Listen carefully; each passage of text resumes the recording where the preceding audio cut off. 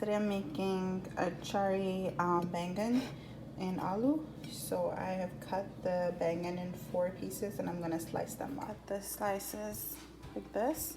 I cut the potatoes as well. I'm using 2 potatoes. Also 1 whole onion, 1 large tomato, 1 tablespoon of regular mango pickle. You can use any pickle you like. 3-4 green chilies. I have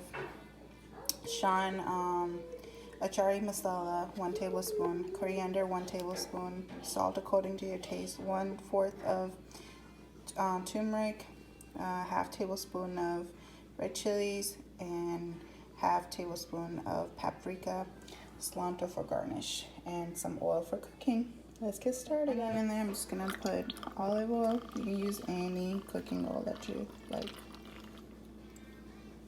Like that, then you add all your ingredients except the achar. Just about 2 tablespoons water in there too. So mix and cook all this together with the spices. Put the lid on there and cook it for 5 minutes. And then it's like this. You add your eggplants and potato, and then you mix it in well.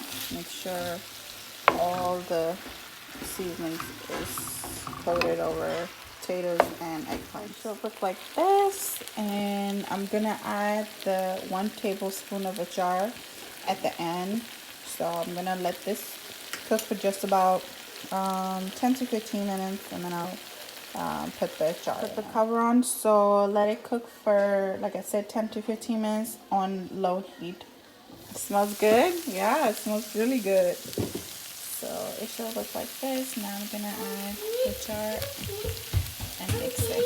Okay, baby, 1 second. You guys, don't sleep on this recipe. Do try it. It's so good. I'm just gonna add some cilantro.